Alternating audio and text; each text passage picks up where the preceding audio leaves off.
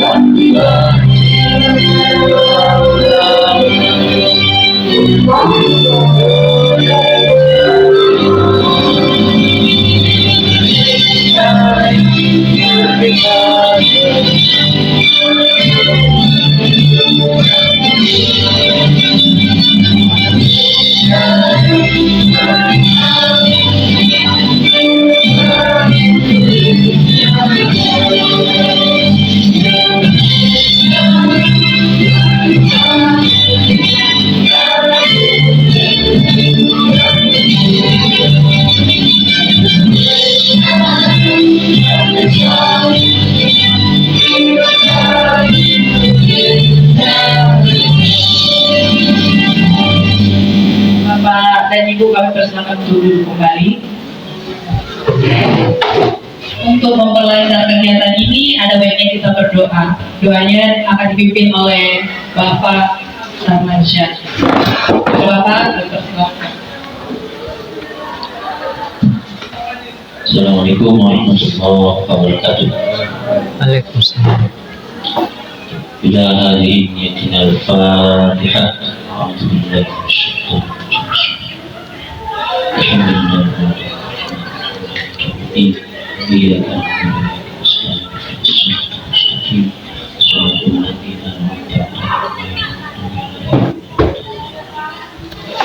نعوذ بالله من الشيطان الرجيم بسم الله الرحمن الرحيم الحمد لله رب العالمين ثم الصلاة والسلام على رسول الأنبياء والسلام على آله وصحبه أجمعين اللهم يا الله يا إله الأولين والآخرين أنت ربنا وأنت مقصودنا وأنت مقبولنا يا رب العالمين أنت استجيب دعاءنا وتقبل مقصودنا يا رب العالمين يا الله pada siang hari ini kami berkumpul dalam rangka untuk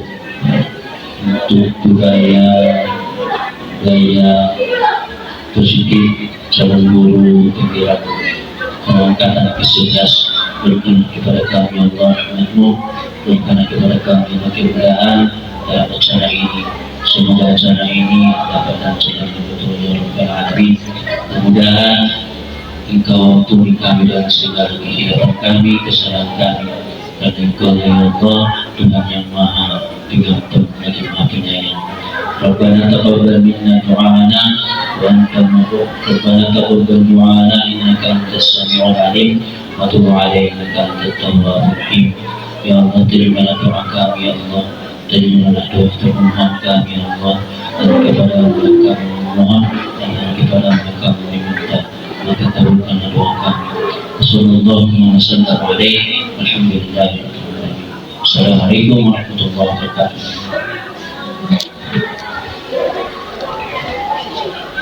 Acara selanjutnya adalah kita dengarkan kata sambutan dari Bapak Kepala Sekolah SMA Negeri 1 Aceh, Bapak Iman Praja Siregar.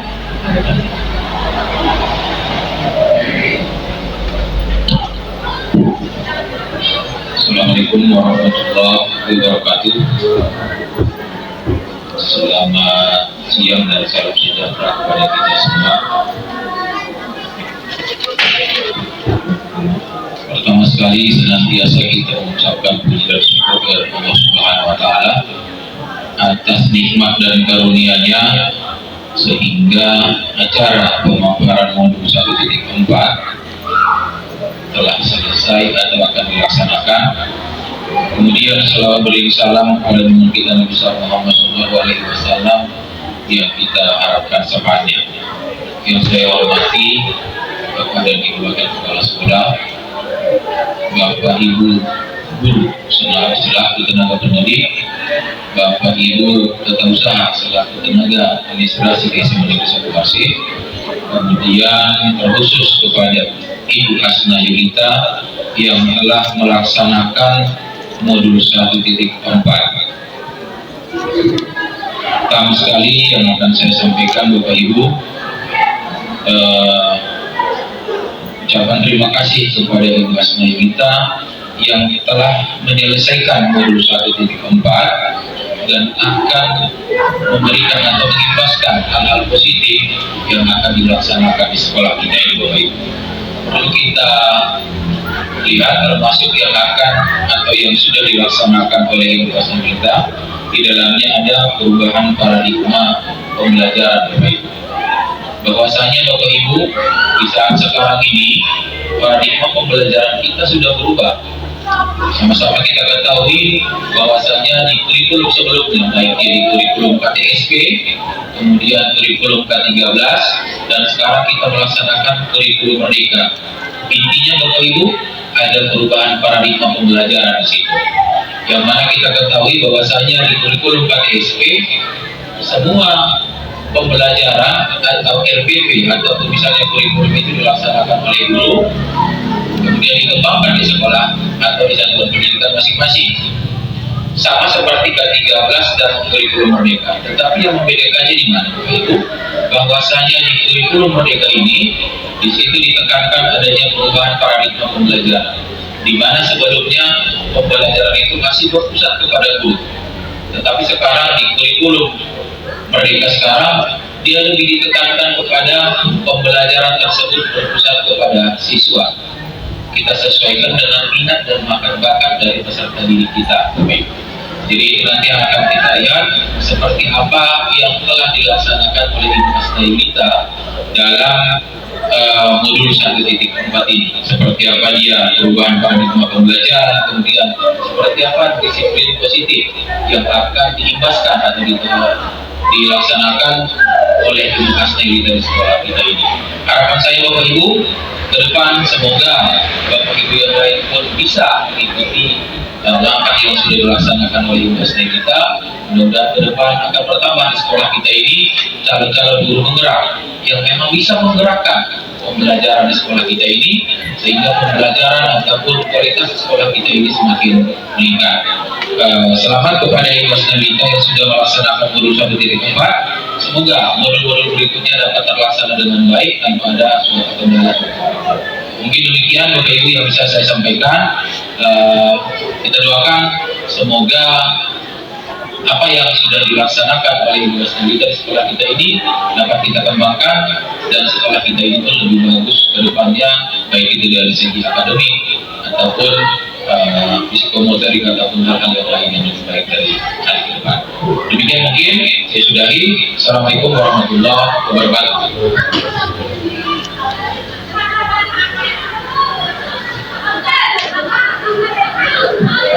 Terima kasih kepada Bapak Kepala Sekolah.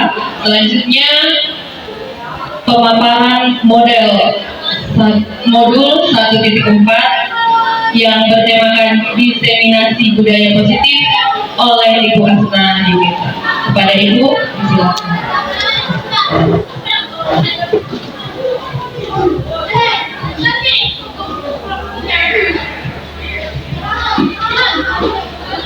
Assalamualaikum warahmatullahi wabarakatuh.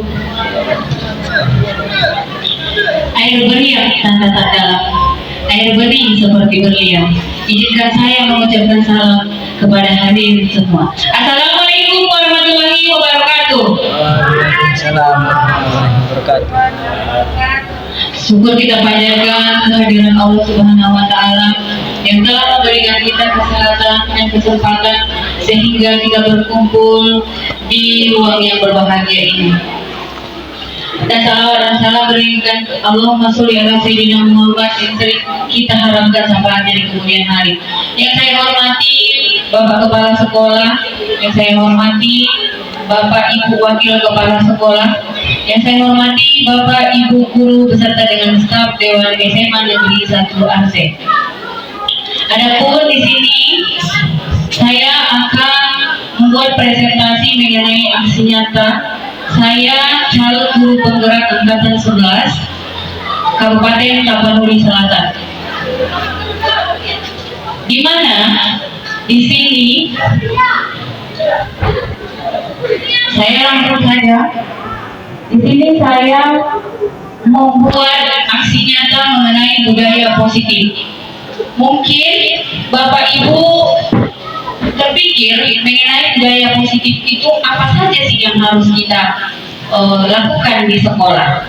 Di sini saya akan menjabarkan mengenai menciptakan budaya positif di lingkungan sekolah. Yang pertama, menciptakan hubungan yang sehat antara warga sekolah, guru dengan kepala sekolah, guru dengan rekan guru, guru dengan murid, dan bahkan guru dengan orang tua maupun wali guru. Di mana yang pertama kita harus pertama-tama menciptakan dulu guru dengan kepala sekolah. Setelah itu dari kepala sekolah dibuat menjadi rekan guru. Dari guru baru ke murid, setelah itu dari guru ke orang tua. Kemudian menciptakan lingkungan sekolah yang sehat, aman, nyaman, menyenangkan, sehingga membuat anak didik menjadi bersemangat untuk datang dan belajar ke sekolah. Latar belakang yang pertama, sejalan dengan filosofi pemikiran Ki Hajar Dewantara bahwa pembelajaran di sekolah harus bisa membuat murid memperoleh kebahagiaan yang setinggi-tingginya. Maka diperlukan adanya disiplin positif di sekolah. Dengan penanaman disiplin positif, hal-hal baik akan muncul dari dalam diri anak. Adapun konsep inti budaya positif, yang pertama perubahan paradigma belajar, yang kedua disiplin positif, yang ketiga nilai-nilai kebajikan, keempat kebutuhan dasar manusia, 5 motivasi perilaku manusia, 6 posisi kontrol guru, 7 keyakinan kelas, 8 segitiga restitusi. Yang pertama, pemaparan paradigma belajar.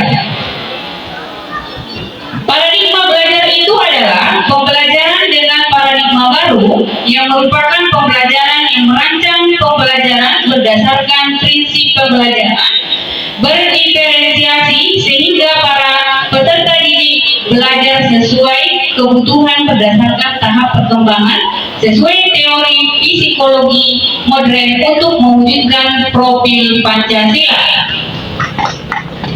Pengertian profil Pancasila.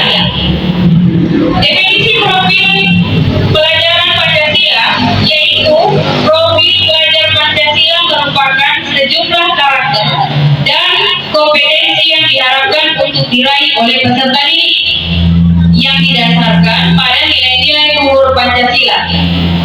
Kegunaan profil pelajar Pancasila.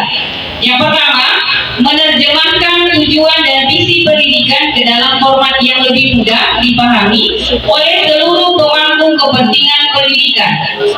Menjadi kompas bagi pendidik dan pelajar Indonesia. Tujuan akhir, segala pembelajaran, program dan kegiatan disatukan menjadi satuan pendidikan. Beriman, bertakwa kepada Tuhan Yang Maha Esa dan berakhlak mulia. Pelajaran Pancasila mengimani dan mengamalkan nilai dan ajaran agama kepercayaan. Hal ini diwujudkan dalam akhlak yang baik pada diri sendiri sesuai dengan sesama manusia, alam dan negara Indonesia maupun nasionalisme. Yang kedua, kebinekaan global. Pelajaran Pancasila mengenal dalam mencintai budaya dan negara nasional, menghargai budaya lain, serta mampu berkomunikasi dan berinteraksi antara budaya. Mereka juga melakukan refleksi terhadap pengalaman kebinekaragaman sehingga dapat menyelaraskan perbedaan budaya untuk mewujudkan masyarakat inklusif, adil, dan berkelanjutan. 3. Mandiri.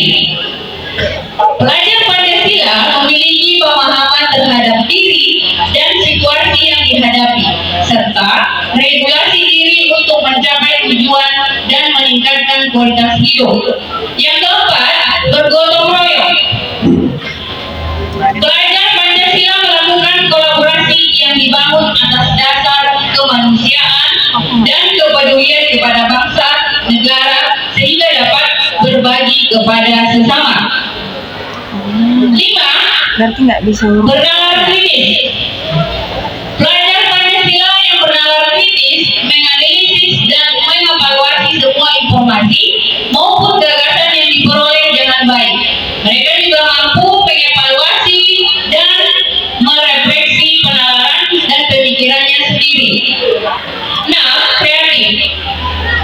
Pelajar Pancasila yang kreatif adalah pelajar yang bisa menghasilkan gagasan, karya, dan tindak yang original. Mereka juga memiliki keluasan berpikir dalam mencapai alternatif sosial permasalahan. Oke, sebelum kita mengubah paradigma stimulasi respon kependekatan teori kontrol, kemungkinan semua sudah pada lelah. Alangkah baiknya kita buat dulu brief. Silahkan Bapak Ibu berdiri. Silahkan Bapak Ibu berdiri. Kita buat brief.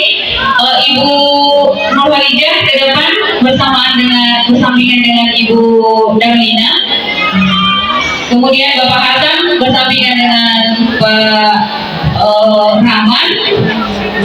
Pak Firman bersampingan dengan Pak Mendako. Kemudian Ibu Ibu Isda bersampingan sebentar Bu dengan Ibu Ruth. Ayo Bu. Oke, kita coba kita buat Pak Huda dengan Pak Jumri. Pak Huda dengan Pak Jumri. Oke, agak maju ke depan Pak. Oke, kita coba. Kalau kita pilih yang sebelah kanan itu bilangan genap, yang sebelah kiri itu bilangan ganjil. Kalau saya buat nanti misal 1 ditambah 1 berarti bilangannya apa? Genap. Berarti yang tangan ganjil menangkap yang tangan apa? Yang tangan ganjil. Siapa yang tangan ganjil? Yang sebelah kanan. Bisa Pak Rahman tangan ganjil. Pak Hasan tangan genap. Seumpamanya 1 ditambah 1 jawabannya berapa? 2. Berarti yang ganjil wajib menangkap tangan yang genap. Seumpamanya 3 ditambah 1, 2 ditambah 1 itu ganjil. Kalau ganjil berarti yang genap menangkap si yang ganjil. Ayo kita coba. Ada. Saya menyanyi Bu. Oke. 1 dengarkan ya Bu, jadi konsentrasi. 1 ditambah 2 ditambah 1. Berapa jawabnya? 4. Siapa yang benar? Yang ganjil menangkap yang genap. Iya kan? Jawabannya berapa dari Bu? 4. Berarti yang genap, yang ganjil menangkap yang genap. Karena jawabannya adalah yang genap. Iya kan? Kalau genap jawabannya, otomatis yang genap berani.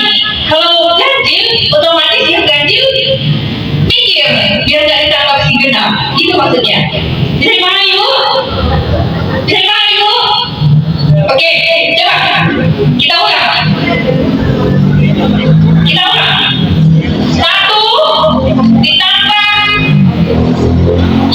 5. 1 ditambah 5.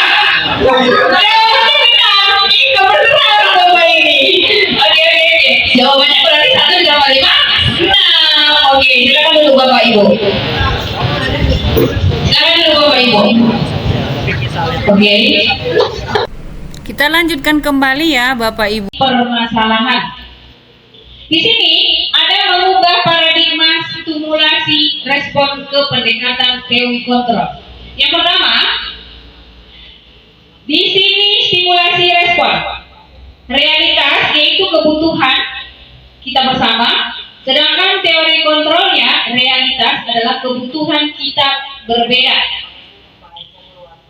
Semua orang melihat hal yang sama, tetapi di teori kontrolnya setiap orang memiliki gambaran berbeda.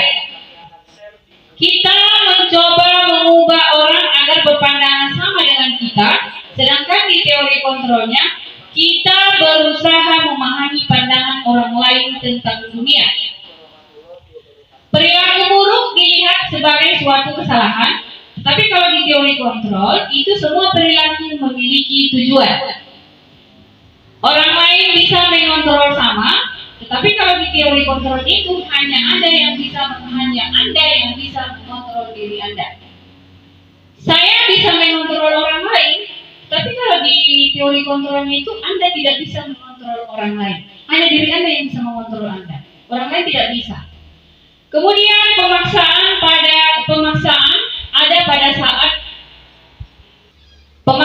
ada pada saat rujukan gagal. Di sini ada teori kontrolnya, kolaborasi dan konsensus menciptakan pilihan-pilihan baru. Kita tidak bisa memaksa, karena kalau kita membuat pemaksaan, bisa jadi ada yang bisa menerima, ada juga yang tidak bisa. Itulah yang disebut dengan pemaksaan yang rujukannya gagal. Lanjut, 2, disiplin positif. Nilai-nilai keyakinan dan kebiasaan di sekolah yang berpihak pada murid. Hal itu dilakukan agar murid dapat berkembang menjadi pribadi yang kritis, penuh hormat, dan bertanggung jawab. Makna disiplin, ketika mendengar kata disiplin, apa yang terbayang di benak Bapak Ibu? Apa yang terlintas di pikiran kita? Kebanyakan orang akan menghubungkan kata disiplin dengan tata tertib, teratur, dan kepatuhan pada peraturan. Kata disiplin juga sering dihubungkan dengan hukuman, padahal itu sesungguhnya berbeda. Karena belajar tentang disiplin positif tidak harus dengan memberi hukuman. Justru itu adalah salah satu alternatif terakhir dan kalau perlu tidak digunakan sama sekali. Disiplin sebagai bentuk kontrol diri, yaitu belajar untuk kontrol diri agar dapat mencapai suatu tujuan mulia. Tujuan mulia di sini mengacu pada nilai-nilai atau prinsip-prinsip mulia yang dianut seseorang. Kita tanamkan nilai-nilai tersebut sebagai nilai-nilai kebajikan yang universal. Adapun hukum, PS konsekuensi, kemudian PS penghargaan, kemudian PS restitusi. Di sini, apakah memberi hukuman dan penghargaan masih efektif untuk mendidik anak? Menurut Bapak Ibu? Tidak. Oke, tidak. Jadi, hukuman dan penghargaan dianggap hanya dapat mengontrol anak untuk memenuhi kebutuhan guru dan hanya efektif untuk hasil membimbing jangka pendek. Kedua cara tersebut dapat menghilangkan kreativitas dan kehilangan kesempatan untuk mengatur diri sendiri. Adapun tren untuk mendidik anak kini tidak ada hukuman atau penghargaan untuk mendorong anak berperilaku baik, namun mendorong perilaku baik anak-anak untuk melakukan hal yang benar. Biasanya anak-anak cenderung bersikap baik secara sengaja untuk menerima penghargaan atau menghindari hukuman dari guru. Lalu, bagaimana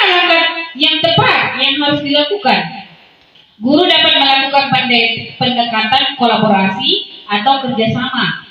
Sebagai contoh, menurut Dr. Kang, jika anak-anak melakukan kesalahan, guru dapat memberikan pemahaman atas kesalahan yang anak-anak lakukan dan memberi pengertian agar hal tersebut tidak dilakukan lagi, dibanding langsung memberi hukuman. Yang pertama, hukuman bersifat tidak terencana, tiba-tiba. Murid tidak tahu apa yang akan terjadi dan tidak dilibatkan. Bersifat satu arah yang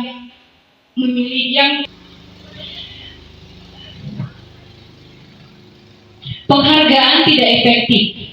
Jika seseorang mengharapkan suatu penghargaan dan tidak mendapatkannya, maka orang tersebut akan kecewa dan berkecil hati.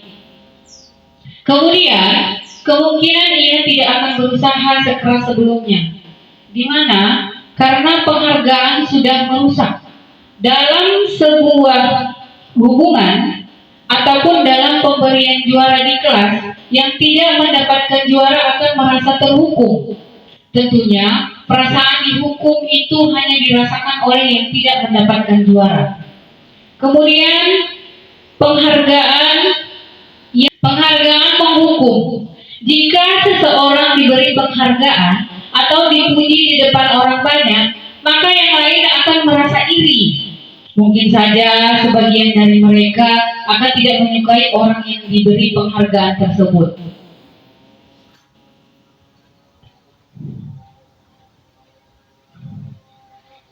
Next, 3. Nilai-nilai kebajikan. Nilai-nilai kebajikan berarti nilai-nilai yang disepakati bersama, terlepas dari suku, bangsa, agama, bahasa maupun latar belakangnya. Dr. William Glasser pada teori kontrol tahun 1984 menyatakan bahwa setiap perbuatan memiliki suatu tujuan yang dapat dikaitkan dengan nilai-nilai kebajikan yang diyakini seseorang, maka motivasi intrinsiknya akan terbangun. Motivasi dari dalam diri itulah yang terbentuk untuk dapat mencapai tujuan mulia yang diinginkan. Nilai perangkat yang abstrak berupa keyakinan atau perasaan memberikan corak khusus pada pemikiran, perasaan, perilaku, nilai yang disepakati bersama lepas dari suku bangsa, agama, bahasa maupun latar belakangnya. Adapun perbedaan antara hukum dan konsekuensi maupun sanksi. Yang pertama, lari mengelilingi lapangan basket 2 kali karena terlambat hadir di sekolah. 2. Membersihkan coretan yang dibuatnya di meja tulis.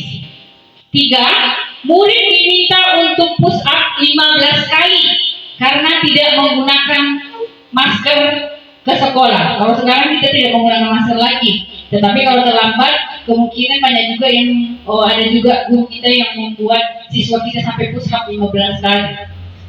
Kemudian menggantikan kertas tugas teman yang telah dicoret-coret. Berjemur di lapangan basket pukul 12 siang karena mengobrol dengan teman.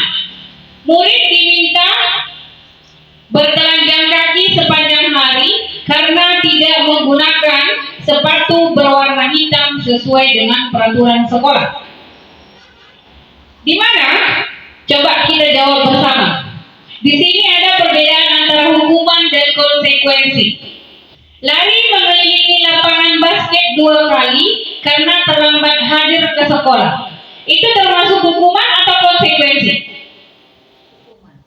Jawabannya adalah hukuman. Coba kita perhatikan. Oke, pas. Tepuk tangan untuk Ibu Eva Apriani. Perbedaan antara hukuman dan konsekuensi, di mana lari mengelilingi lapangan basket 2 kali karena terlambat hadir itu memang disebut dengan hukuman. Kemudian ada lagi di sini perbedaan antara hukuman dan konsekuensi. Menggantikan tugas teman yang sudah dicoret-coret itu merupakan Jawaban Ibu Eva bersama dengan Ibu Lisda adalah konsekuensi. Yang lain bagaimana Bapak Ibu? Ya, sama. Semua jawabannya adalah konsekuensi. Oke, jawabannya benar. Tepuk tangan lagi. Oke, lanjut. Perbedaan antara hukuman dan konsekuensi: membersihkan tumpahan air di meja tulis karena tersenggol pada saat belajar. Itu merupakan hukuman atau konsekuensi? Hukuman. Oke, jawabannya hukuman. Konsekuensi. Hukuman atau konsekuensi? Konsekuensi. Oke, yang lain bagaimana? Oke, jawabannya ada yang hukuman, ada yang konsekuensi. Mari kita lihat jawabannya. Oke, jawabannya benar adalah konsekuensi. Lanjut. Pertanyaan berikutnya.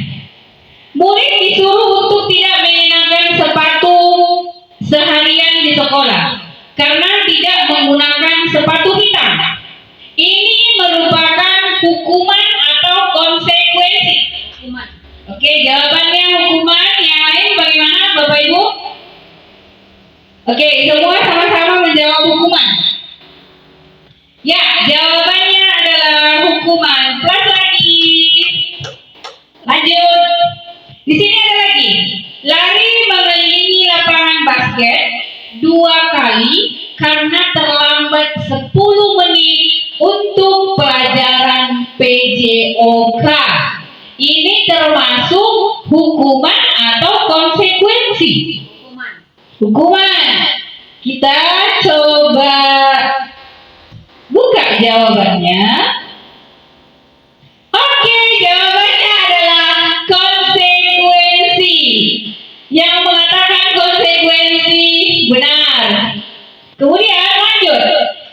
Di sini ada perbedaan antara hukuman dan konsekuensi maupun sanksi. Hukuman yang diberikan bisa berupa fisik maupun psikis kepada murid ataupun anak yang disakiti. Kemudian sementara sanksi ataupun konsekuensi itu bersifat didikan atas kesalahan yang dilakukan. Contoh nilai-nilai kebajikan institusi ataupun organisasi. Profil pelajar Pancasila. Yang pertama, udah tahu lah kita kalau profil pelajar Pancasila, setiap guru sudah tahu itu karena kita sudah sering juga webinar-webinar mengenai pelajaran profil pelajar Pancasila. Yang pertama, beriman dan bertakwa kepada Tuhan yang Maha Esa dan berakhlak mulia. Yang kedua, berakhlak mulia. Yang ketiga, berkebinekaan global. Kemudian yang berikutnya gotong royong. Lanjut, mandiri, kreatif, bernalar kritis. Kita coba terjemahkan ataupun kita jelaskan apakah yang dimaksud dari contoh profil pelajar Pancasila itu. Di sini ada mengenai toleransi, yaitu menghargai dan menghormati teman yang berbeda-beda agama. Kemudian rasa menghormati, menghargai pendapat orang lain. Integritas ataupun cinta tanah air, mengikuti upacara. Mandiri, mengerjakan tugas tepat waktu. Menghargai, memberi dukungan kepada teman. Antusias, menyampaikan pendapat. Empati, menolong teman. Kemudian keingintahuan, menggali informasi dari sumber informasi. Kreativitas, pembuatan hasil karya. Kerjasama, melaksanakan pelajaran berkelompok ataupun diskusi. Percaya diri berarti berani tampil di depan kelas. Kemudian komitmen, tidak terpengaruh dengan lingkungan yang negatif. Lanjut. Keterampilan hidup, yaitu life skill. Dapat dipercaya, Di mana kalau kita dapat dipercaya, kita harus tepat waktu dalam mengerjakan tugas. Lurus hati, tidak mudah terpengaruh. Pendengar yang aktif, memberikan respon yang positif, tidak merendahkan orang lain, yaitu tidak bullying. Memberikan yang terbaik dari diri, yaitu memotivasi diri terkait apa tujuan kita. 4. Kebutuhan dasar manusia. Kebutuhan dasar manusia adalah segala sesuatu yang kita lakukan untuk mendapatkan apa yang kita inginkan. Kita lakukan seluruh tindakan yang kita lakukan memiliki tujuan tertentu, dan semua usaha terbaik yang kita lakukan adalah dalam rangka agar kebutuhan dasar terpenuhi. Adapun kebutuhan dasar manusia, kebutuhan dasar manusia ada 5. Yang pertama adalah kebutuhan bertahan hidup. Kebutuhan bertahan hidup ataupun survival adalah kebutuhan yang bersifat fisiologis untuk bertahan hidup. Misalnya kesehatan, rumah, makanan. Kebutuhan biologis juga sebagai bagian dari proses reproduksi, termasuk kebutuhan untuk tetap bertahan hidup.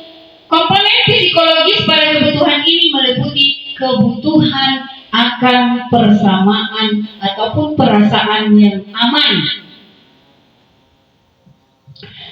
kasih sayang dan rasa diterima maupun kebutuhan untuk diterima.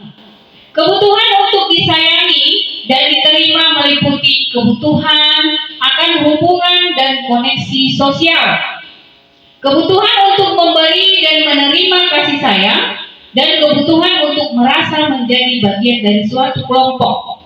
Kebutuhan ini juga meliputi keinginan untuk tetap terhubung dengan orang lain seperti teman, keluarga, pasangan hidup, teman kerja, binatang peliharaan, dan kelompok di mana kita tergabung. Oke, lanjut penguasaan. Penguasaan termasuk juga kebutuhan pengakuan ataupun kemampuan.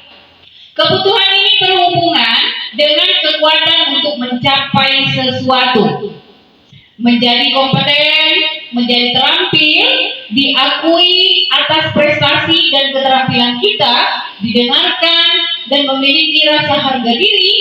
Kebutuhan ini meliputi keinginan untuk dianggap berharga, bisa membuat perbedaan, bisa membuat pencapaian, maupun kompeten, diakui, dan dihormati. Kebebasan. Kebebasan yaitu kebutuhan akan pilihan. Kebutuhan untuk bebas adalah kebutuhan akan kemandirian, otonomi, memiliki pilihan, dan mampu mengendalikan arah hidup seseorang. Anak-anak dengan kebutuhan kebebasan yang tinggi menginginkan pilihan. Mereka perlu banyak bergerak, suka mencoba-coba. Kita tidak terlalu terpengaruh oleh orang lain, dan senang mencoba hal-hal yang baru dan menarik. Kesenangan. Kesenangan yaitu kebutuhan untuk merasa senang. Kebutuhan akan kesenangan adalah kebutuhan untuk mencari kesenangan, bermain, dan bertakwa. Bayangkan hidup tanpa kenikmatan apapun betapa menyedihkan. Gleisernya menghubungkan kebutuhan akan kesenangan dengan belajar. Semua hewan dengan tingkat inteligensi tinggi seperti anjing, lumba-lumba, primata, dan lain-lain bermain. Saat mereka bermain, mereka mempelajari keterampilan hidup yang penting. Manusia tidak berbeda. Motivasi perilaku manusia. Untuk menghindari ketidaknyamanan ataupun hukuman, motivasi ini bersifat eksternal. Untuk mendapatkan imbalan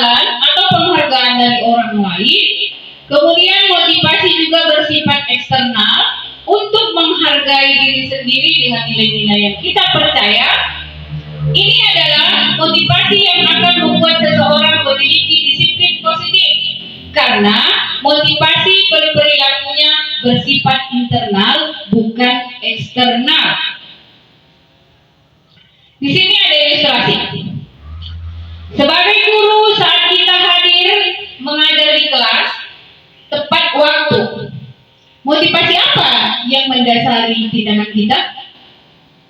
Apakah kita datang tepat waktu karena tidak ingin ditegur oleh atasan dan kemudian mendapat surat peringatan, menghadiri atau menghindari ketidaknyamanan atau hukuman?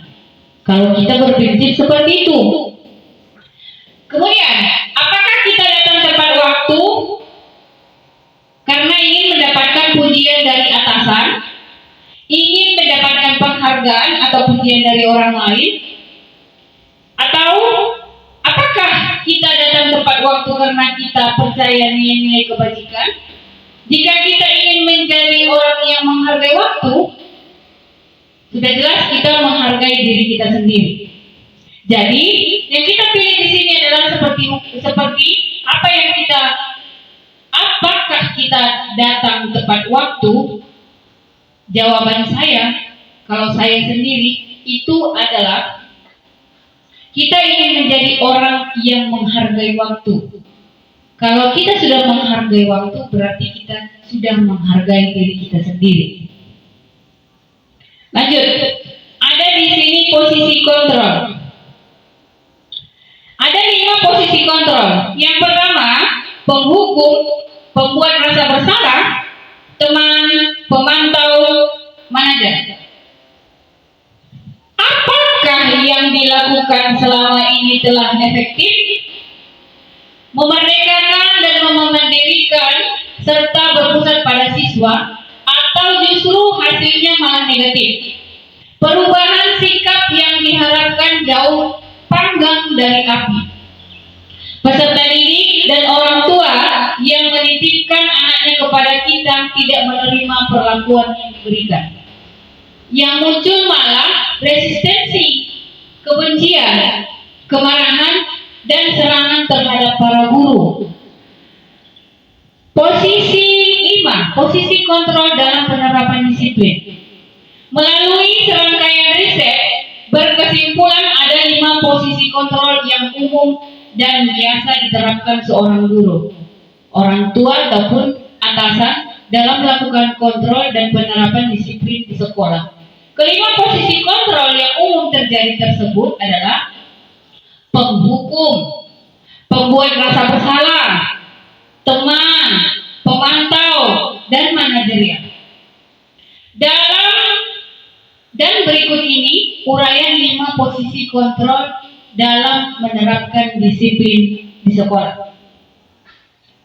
Yang pertama, penghukum. Seorang penghukum bisa menggunakan hukuman fisik maupun verbal.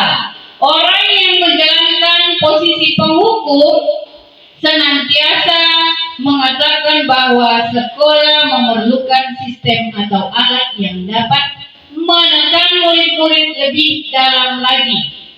Guru-guru menerapkan posisi penghukum akan perkataan. Yang pertama, patuhilah aturan saya atau waspada. Kamu selalu saja salah.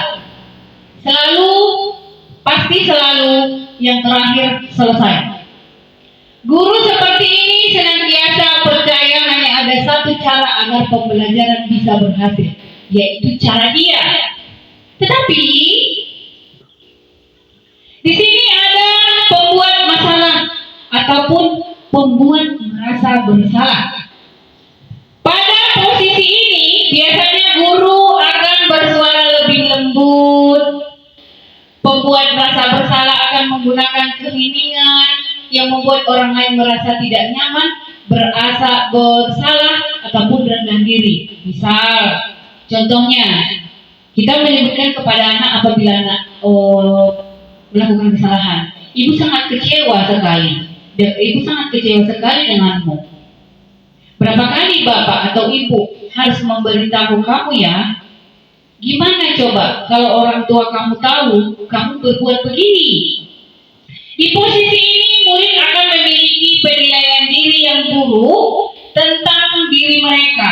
Murid merasa tidak berharga dan telah mengecewakan orang-orang yang disayanginya. 3. Teman. Guru pada posisi ini tidak akan menyakiti murid, namun akan tetap berupaya mengontrol murid melalui persuasi. Posisi teman pada guru bisa negatif ataupun positif. Positif di sini berupa hubungan baik yang terjalin antara guru dan murid. Guru di posisi teman menggunakan hubungan baik dan humor untuk mempengaruhi seseorang.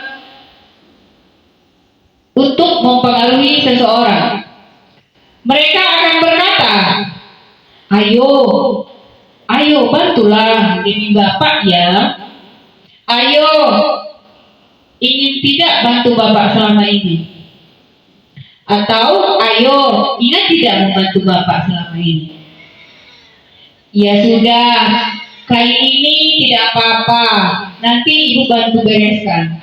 Hal negatif dari posisi teman adalah bila suatu saat guru tersebut tidak membantu, maka murid akan merasa kecewa dan murid akan berkata, saya pikir bapak atau ibu adalah teman saya. Murid merasa dikecewakan dan tidak mau lagi berusaha. Hal lain yang mungkin timbul adalah murid hanya akan bertindak untuk guru tertentu dan tidak untuk guru lain. Murid akan tergantung pada guru tersebut.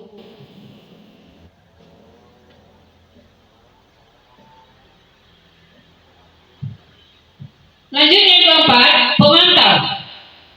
Memantau berarti mengawasi.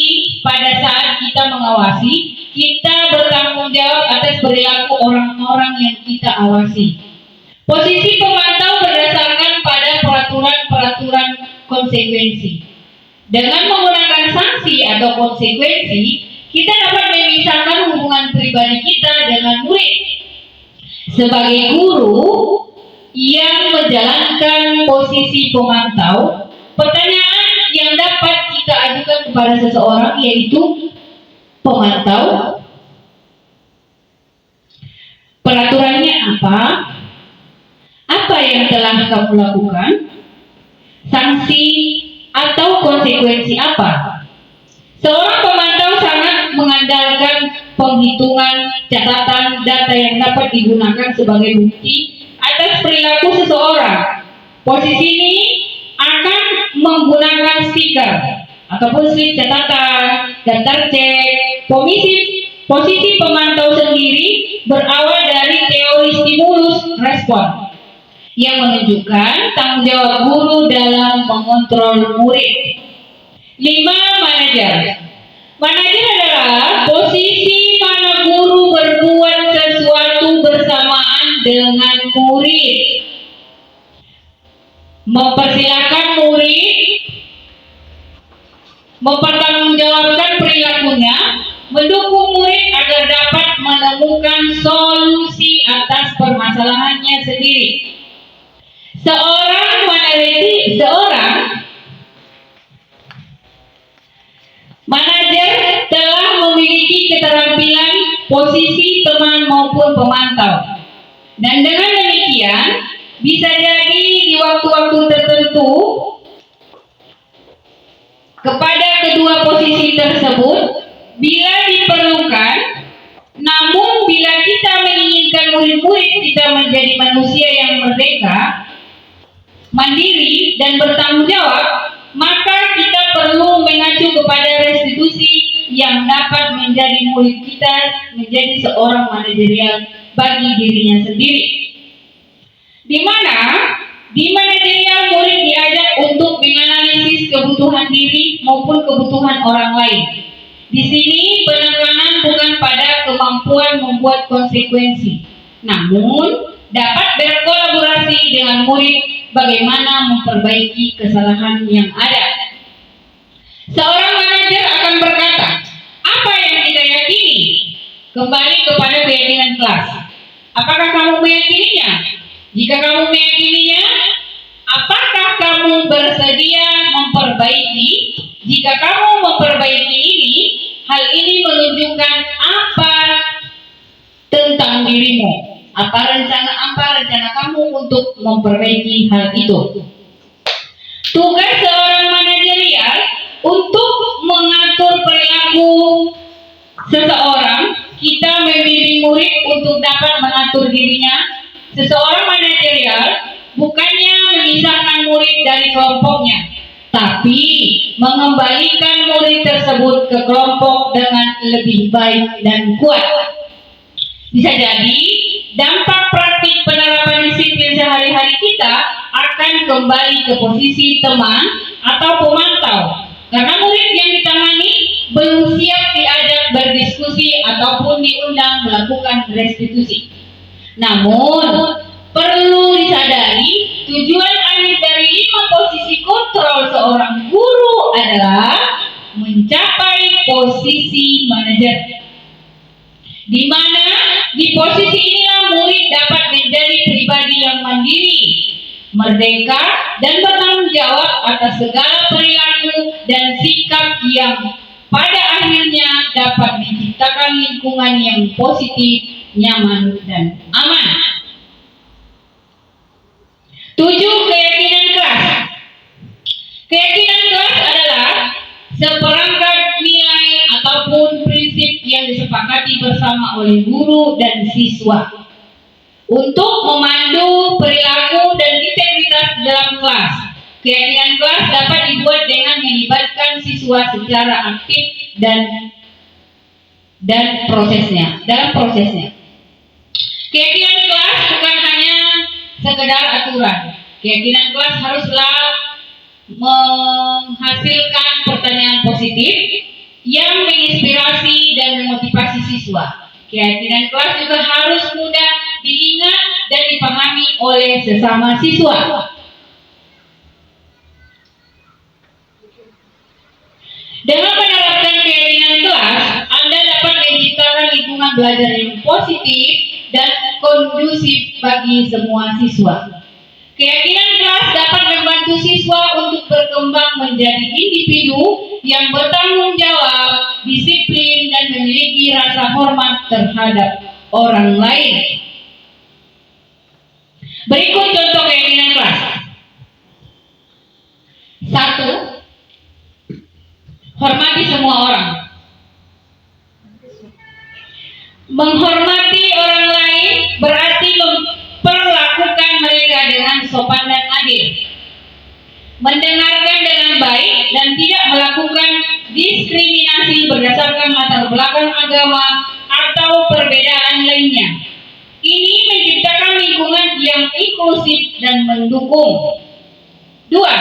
Jujur dan bertanggung jawab. Kejujuran mencakup tidak mencontek dan mengakui kesalahan jika terjadi.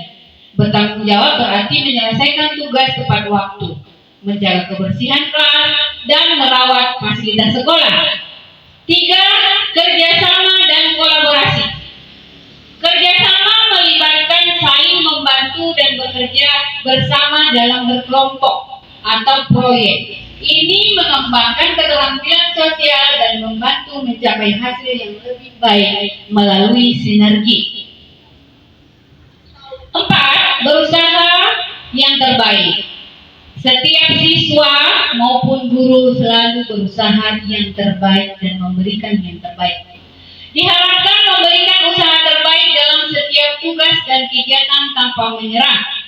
Meskipun menghadapi kesulitan, ini menumbuhkan etos kerja dan semangat juang. 5. Berani mengungkapkan pendapat. Siswa didorong untuk menyampaikan ide dan pendapat mereka dengan percaya diri, tetapi tetap dengan rasa hormat kepada pendapat orang lain. Ini penting untuk mengembangkan keterampilan berpikir kritis dan komunikasi. 6. Tepat waktu dan disiplin. Kehadiran tepat waktu dan mematuhi aturan kelas serta jadwal yang telah ditetapkan menunjukkan disiplin diri dan rasa hormat terhadap waktu orang lain. Ini membantu menjaga keteraturan dan efisiensi kelas. Oke, di sini ada perbedaan antara peraturan dan keyakinan kelas. Yang pertama, selalu kembalikan buku ke tempatnya. Kalau di keyakinan kelas itu merupakan tanggung jawab. Kemudian dilarang mengganggu orang lain. Berarti keyakinan kelasnya adalah menghormati orang lain. Di sekolah 15 menit sebelum pembelajaran dimulai, berarti keyakinan kelas yang dibuat adalah menghormati orang lain atau berkomitmen. Dilarang melakukan kekerasan. Keyakinan kelasnya adalah keselamatan, menghormati orang lain juga. Kemudian dilarang menggunakan narkoba. Ini keyakinan kelasnya adalah kesehatan. Bergantian atau menunggu giliran. Berarti kita melakukan keyakinan kelas menghormati orang lain maupun bersabar. Gunakan masker. Kalau gunakan masker berarti kita menggunakan kesehatan dan keselamatan. Jangan berlari di kelas ataupun koridor. Itu berarti keselamatan dan keamanan. Nilai-nilai keselamatan atau kesehatan inilah yang kita sebut sebagai suatu keyakinan. Nilai-nilai kebajikan menekankan pada keyakinan seseorang dan akan lebih termotivasi dari dalam diri. Seseorang akan lebih tergerak dan bersemangat untuk menjalankan keyakinannya daripada hanya sekedar mengikuti serangkaian peraturan tertulis tanpa makna. Murid-murid pun demikian, mereka perlu mendengarkan dan memahami arti sesungguhnya tentang peraturan-peraturan yang diberikan. Apa nilai-nilai kebajikan di balik peraturan tersebut? Apa tujuan utamanya? Menjadi tidak tertarik atau takut sehingga hanya sekedar mengikuti serangkaian peraturan-peraturan yang mengatur mereka tanpa memahami. Jadi, apa itu keyakinan kelas? Dari kesimpulan penjabaran saya yang tadi, kesimpulan kelas yaitu keyakinan kelas adalah sesuatu yang sudah disepakati bersama warga kelas untuk diyakini, dilaksanakan dari motivasi dorongan dalam diri sendiri mengenai sesuatu hal yang diyakini untuk dilakukan bersama-sama dan ditetapkan secara bersama-sama pula. Ini biasanya dilakukan oleh wali kelas. Setiap awal tahun ajaran baru, wali kelas pertama-tama melakukan keyakinan kelas sebelum melanjutkan pembelajaran. Di sini ada prosedur pembentukan keyakinan kelas. Pembentukan keyakinan kelas contohnya yang negatif. Jangan ribut di kelas. Kalimat positifnya menjaga ketenangan atau keyakinan di kelas. Setelah keyakinan kelas selesai dibuat, maka semua warga kelas dipersilakan meninjau ulang kembali. Keyakinan kelas selanjutnya bisa dilekatkan di dinding kelas di tempat yang mudah dilihat oleh semua warga kelas. 8. Segitiga restitusi. Segitiga restitusi itu ada 3. Yang pertama, menstabilkan identitas. Yang kedua, validasi tindakan yang salah. Yang ketiga, menanyakan keyakinan. Yang pertama, menstabilkan identitas. Menyatakan bahwa tindakan anak tersebut salah. Dari kesalahan semua orang berbuat salah. Salah itu wajar dilakukan dan merupakan proses hidup. Tetapi tidak membenarkan kesalahan itu. Contoh kalimat yang diucapkan. Berbuat salah itu adalah hal yang manusiawi. Tidak ada manusia yang sempurna. Saya juga pernah melakukan kesalahan seperti itu. Kita bisa menyelesaikan ini. Validasi tindakan yang salah. Di sini ada validasi tindakan yang salah. Kita tanyakan apa dan mengapa kesalahan itu diperbuat supaya tidak diulang kembali. Contohnya, kamu pasti punya alasan mengapa melakukan hal itu. Kamu patut bangga pada dirimu sendiri karena kamu telah melindungi sesuatu yang penting buatmu. Kamu boleh mempertahankan sikap ini, tapi kamu harus menambahkan sikap yang baru. 3. Menanyakan keyakinan. Menanyakan keyakinan, menanyakan perubahan dan perbaikan ke depan. Kapan bisa dilakukan? Kapan perubahan, perbaikan kesalahan itu dilakukan? Contohnya, apa yang kita percaya sebagai keyakinan kelas, ataupun apakah kamu meyakini sebagian keyakinan kelas yang sudah kita buat? Apa nilai-nilai yang kita telah sepakati?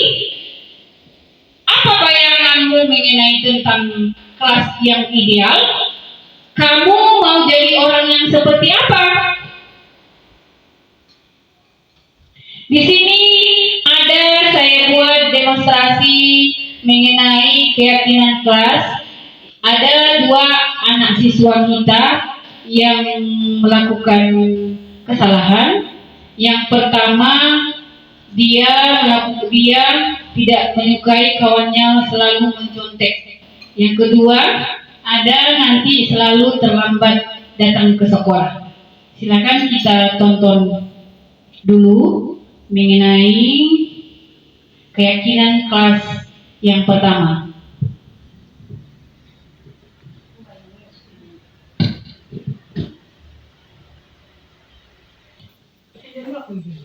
Oke, Bapak Ibu, berikut video yang sudah saya jalankan mengenai 3 restitusi.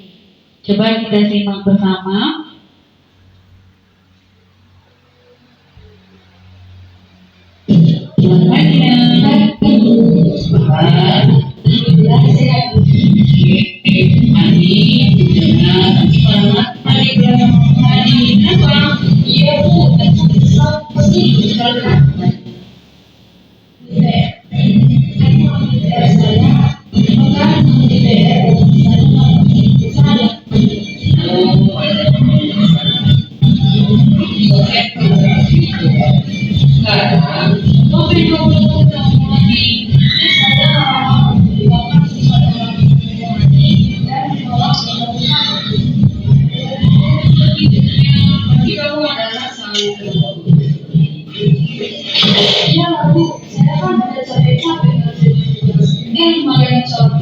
Seharusnya kan bukannya jadi sendiri juga. Saya tak terima, Bu. Iya, Ibu sangat menghargai atas perbuatan Ibu. Bagaimana kamu menolak mengadili Ibu?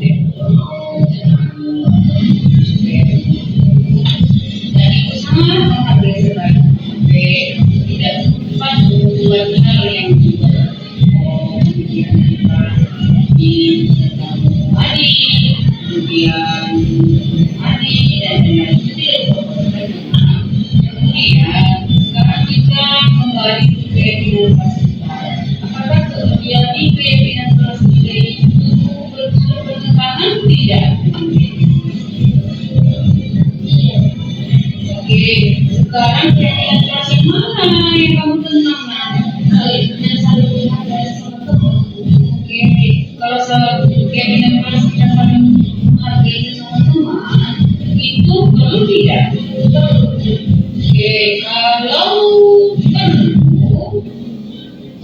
ini keyakinan apa yang harus kamu lakukan pada saat kamu marah? Selalu bersabar. Saat kamu bersabar, apa yang harus kamu lakukan untuk menyelesaikan permasalahanmu? Saya akan bersabar, dan bila ada mencontek saya akan melaporkan kepada guru dan wanita saya. Iya, sekali tidak. Jadi, semangat ya, nak. Terima kasih.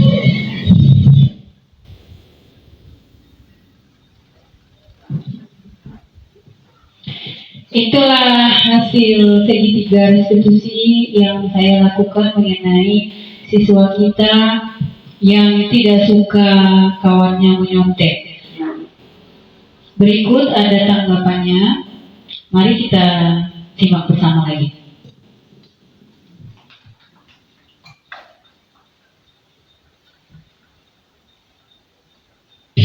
Assalamualaikum warahmatullahi wabarakatuh. Perkenalkan, nama saya Raminta Kepane. Saya dari SMA Negeri 1 Aceh dan tepatnya dari kelas 11-1. Saya senang sekali diajak berdiskusi dengan ibu guru dalam mengenang amarah dari perilaku teman sekelas saya yang suka mencontek. Saya harus banyak bersabar dan saling menghormati dengan menerapkan keyakinan dari kelas saya. Sekian dari saya. Assalamualaikum warahmatullahi wabarakatuh. Dan yang berikutnya mengenai segitiga restitusi tentang siswa kita yang sering datang terlambat ke sekolah.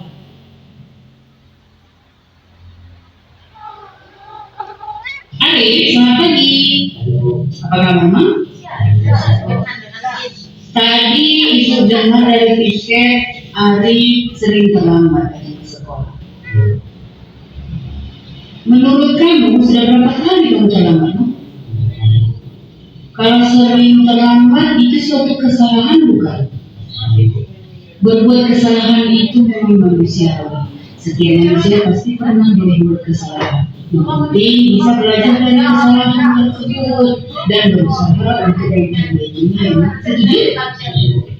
Sekarang kita cari solusinya ya. Ari sering datang terlambat karena ada alasannya. Apa alasannya? Kenapa kamu sering terlambat?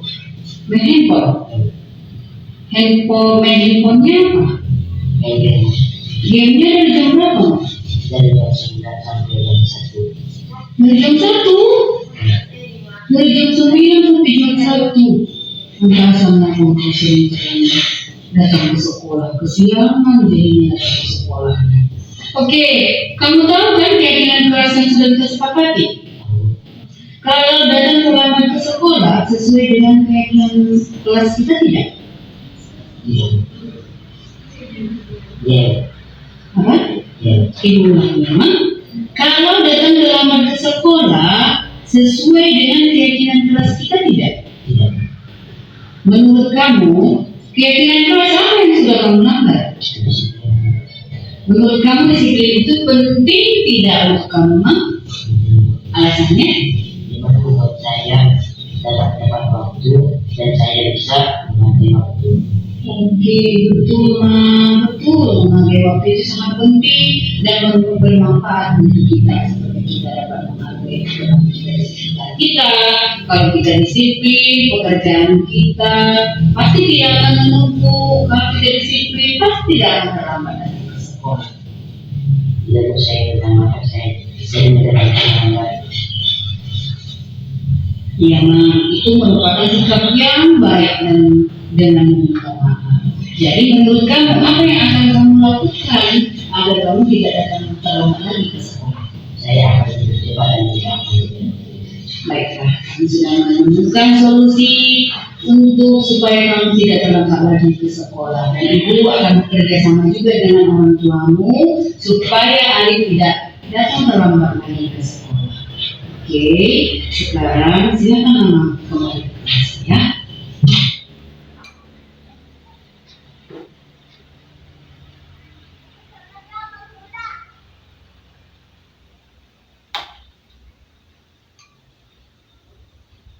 Perkenalkan, saya Arif Organisasi di Tengah dari kelas 10-3 dan SMA Negeri 1 Aceh.